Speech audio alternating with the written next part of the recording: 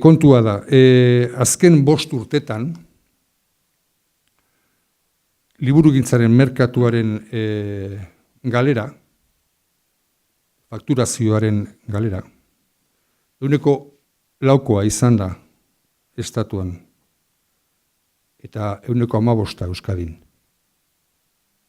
Eta 8% euskarazko liburugintzari dagokionez. Eta nik ez nuke iragarlearen lana egin nahi, baina esango nizueke 2012ko datuak ezagutze ditugunean datu hauek onak irudituko zaizkigula. Beraz, egoera hortatik ari gera, alegia egoera zail hortatik ari gera guretzako klabea izango den migrazio bat antolatzen, alegia aro digitalerantz abiatzen ari gera egoera txar hontatik. Orain arte, gure sektorearen barruan, aro digitalari buruzkoak gehiago dira zalantzak, eta askoz ere gehiago dira ez dakizkigunak eta dakizkigunak baino. Momentu honetan, zifrak,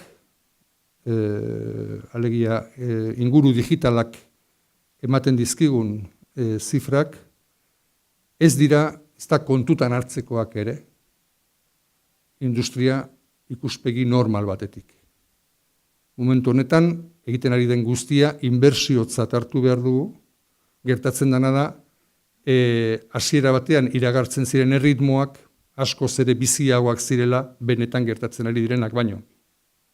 Garbi dago, sektoreak momentu honetan ikusten duela, bere burua egokitu behar duela entorno berrirako, baina entorno berriak oraindik ez digu erakutsi bere benetako ahalmen ekonomikoa nundan. Eta ez dakigu zertara egokitu beharko geran. Badakigu egokitu beharko gerala, baina ez dakigu oso ondo zertara.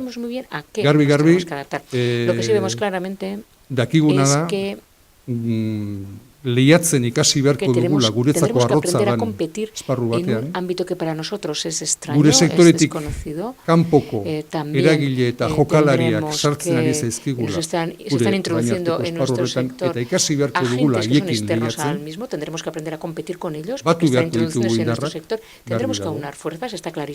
gure mugetatik kanpora atera beharko gera, eta batez ere ikasi beharko dugu lehiakideen artean ere ezinbestekoa dela lankidetza.